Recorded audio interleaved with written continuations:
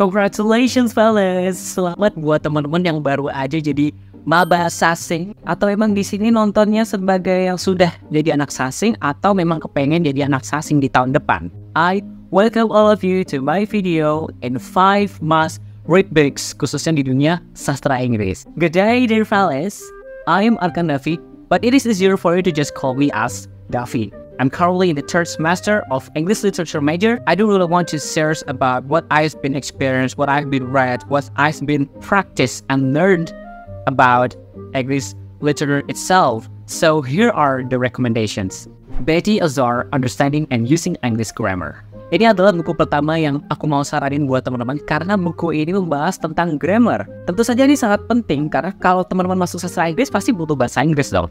Nah, bahasa Inggrisnya udah bener atau masih jelek, itu saatnya kita membenahinya. Makanya di sini aku saranin buat baca Betty Azar's Understanding and Using English Grammar. Karena di buku ini benar-benar simple tapi komplit untuk membahas grammar-grammar secara keseluruhan. Dan sebenarnya sebelum aku membaca buku ini, aku sebenarnya sudah belajar grammar secara otodidak.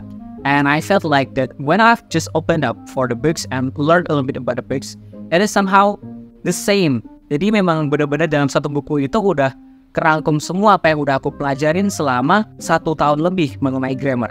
Karena sebenarnya grammar itu lumayan susah-susah gampang, tapi inilah gunanya untuk bisa ada buku ini, untuk bisa recall dan review dari tata bahasa yang memang sekiranya kurang bagus atau memang perlu dikembangkan lagi. Karena ini bakal membantu teman-teman dalam hal speaking, listening, reading, dan juga writing. Yang dimana writing ini sangat penting juga karena ini adalah dunia akademik, dunia sastra Inggris, makanya kita harus mengembangkan creative writing-nya, begitu juga dengan academic writing as well. Literary Studies, A Practical Guide by Tyson Pope and Margaret A. Johnson. Oke, for the next book, ini ada salah satu buku yang memang sangat penting banget untuk teman-teman baca sebagai anak sastra Inggris yang membahas soal sastra. Jadi buku Literary Studies ini membahas tentang sastra Inggris secara keseluruhan, bahkan membahas dari awal-awal abad peradaban medieval, all sections to the Middle English until the postmodern as well. Jadi di buku ini membahas tentang apa yang kita pelajarin dalam mata kuliah literatur itself. Dan ini kita akan membahas tentang sejarahnya, politicsnya, the genres, the kind, the type, the models, like plays, poetry, and film. This book also talking about academic writing. Jadi di sini teman-teman juga nggak cuma belajar tentang sastranya itu sendiri, tapi juga bagaimana cara untuk menulis kritik-kritik sastra. Bahkan dari baca buku ini aja, aku memiliki sebuah interest dalam dunia British history in terms of the literature itself. Like when I've just a little bit digging up into the insights and for the research itself with the British history, I have learned about that the language that's being brought and being used during those days is also totally different with the English yang kita pakai sekarang ini. Karena waktu itu bahasa Inggris yang digunakan adalah Old English. Bahkan sebelumnya emang banyak sekali penggunaan dari bahasa Roman, which is Latin. And also talking about how the linguistic diversity and how the indigenous tribes living in the UK as well, which is the Britannia, like Britain, Wales, Celtic. Jadi memang benar-benar terbuka banget dengan dunia British history yang which is I really found of.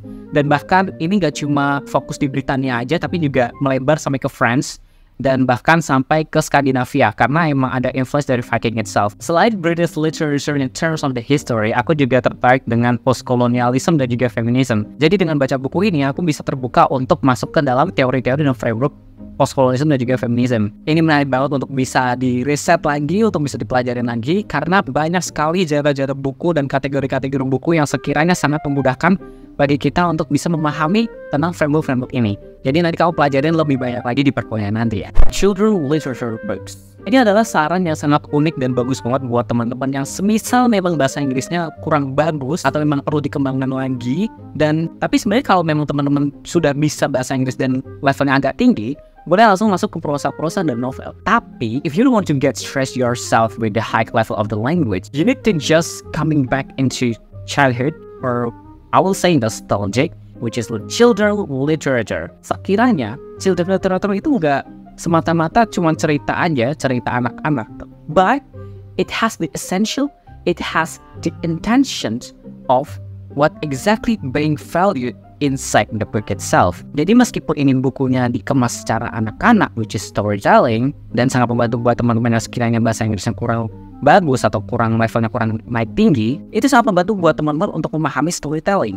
Jadi teman-teman boleh banget untuk start baca sastra anak. Salah satunya adalah The Wonderful Wizard of Oz, tentang Dorothy and Toto who were swept up by a big tornado and somehow masuk di isekai, which is the wonderful land or the magical land of Oz. Dorothy and Toto have to have a journey, and somehow she met like a scarecrow, Tin Man, and a lion, and they having a journey together, having an adventure to the Emerald City, and they found a Wizard of Oz, and vice versa. Ceritanya memang seperti itu storytellingnya, dan masih banyak lagi yang dikemas dalam buku yang nggak tebal. Ini nggak tebal banget, sedang inilah halamannya, dan itu sangat benar-benar banyak sekali pembahasan dan bahasanya sangat simple dan bisa dicari, vocabulary-nya nggak terlalu susah dibandingkan dengan buku-buku yang high level. Jadi memang ini benar-benar bisa menjadi beginner level, beginner opening, jadi awal banget beginningnya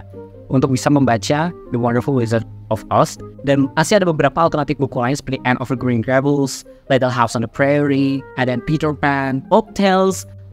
Ya memang benar, Folktales itu juga salah satu sastra anak dan klasik sebenarnya. Dan sekali lagi, for the children literature, ini sangat bagus karena relatability-nya dan juga relevance dan signifikansinya. It is really, really helpful for many children all around the world in totally different period. Karena buku ini aja, kebanyakan buku-buku children literature is mostly are like little bit classics, which was published exactly in the 19th century. Tapi ini masih banyak sekali moral-moral value yang bisa relate kepada anak-anak sampai sekarang. Jadi kita bisa katakan sebagai sastra klasik or classic literature. George Orwell's masterpieces, 1984 and Animal Farm. These books, buku ini sangat penting banget untuk bisa dibaca. Tapi teman-teman kalau misalnya keberatan untuk baca dua-duanya, pilih aja salah satu nggak masalah. Dan sejujurnya aku udah baca semuanya dan it is all mind-blowing. Kenapa? Karena dengan membaca satu dari dua ini sangat membuka critical thinking kita.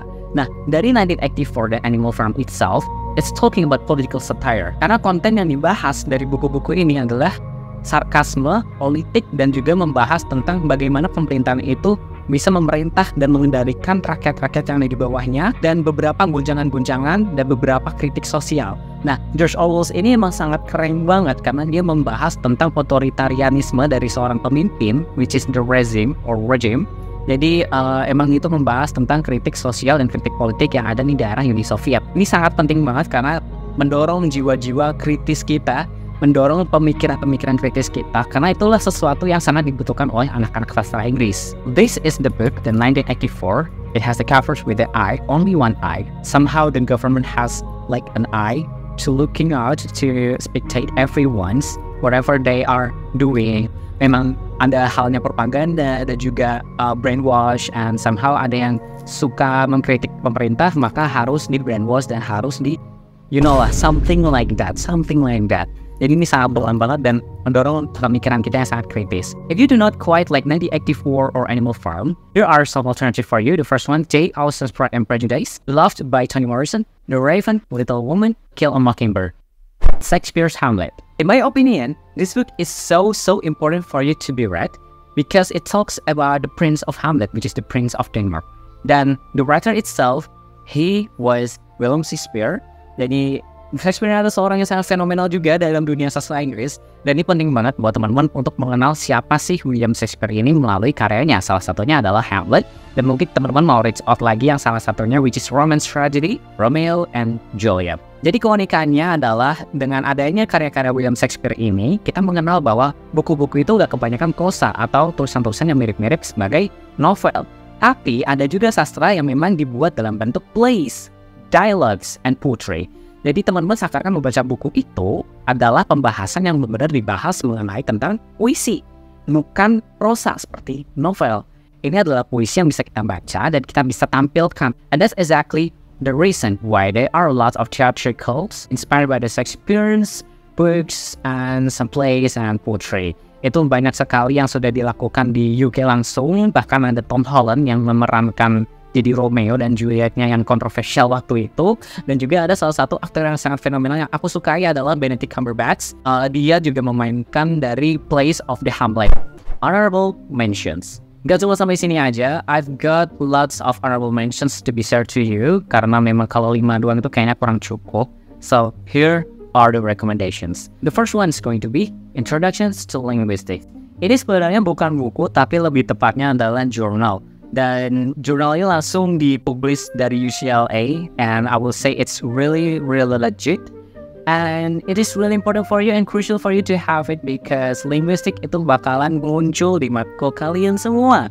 Bahkan ini menjadi sesuatu yang nightmare buat anak-anak sastra Inggris karena ibaratnya kayak matematika x biology at the same time, but dalam dunia bahasa. And we're going to talk about the science of the languages itself. Like we're going to be talking about phonetics, phonology, semantics, and so on. Dan bahkan ada beberapa branches dari linguistik yang udah dijelasin secara jelas di buku ini atau jurnal ini. Teman-teman boleh langsung reach out. Ini kebetulan gratis langsung di UCLA-nya bisa langsung di-download. Jadi teman-teman langsung bisa reach out aja. Buku kedua dari Honorable Mentions itu adalah buku-buku antologi puisi dari Rupi Kaur. Rupi Kaur is a Canadian Punjab writer or poet, and she has a lots of inspirational poetry. Puisi-puisi yang diciptakan oleh Rupi Kaur ini fenomenal karena dia relate banget dengan kehidupan kita sekarang, kehidupan Gen Z dan milenial. Karena memang Rupi Kaur ini juga dalam generasi yang sama kayak kita, dan Rupi Kaur ini menciptakan tentang her motivation, her aspirations, her inspirations. Aku sendiri udah baca dan baper. Sebenarnya udah baca doang, tapi recite juga karena I place the poems karena bagus banget dan relate banget dengan dunia sekarang, khususnya di dunia percintaan, di dunia eksistensial dan juga mental health. Sekarang nomor 3 dari My Honorable Mentions, ini sangat penting banget buat teman-teman untuk cek. You should read this book before read all of these books that I'm giving you on the list. Makanya mikir buku yang keren banget teman-teman bisa baca dan teman-teman bakal dipertanyakan di awal-awal, yaitu goals kamu apa, tujuan kamu dalam hidup ini apa, tujuan kamu untuk memilih sastra Inggris ini apa, tujuan kamu untuk memilih hidup, untuk memilih prodi ini, untuk memilih ini, semua dipertanyakan di awal-awal dari makan mikir, dan kemudian akan dibahas tentang implementasi dan beberapa formula untuk teman-teman cari jawabannya sendiri.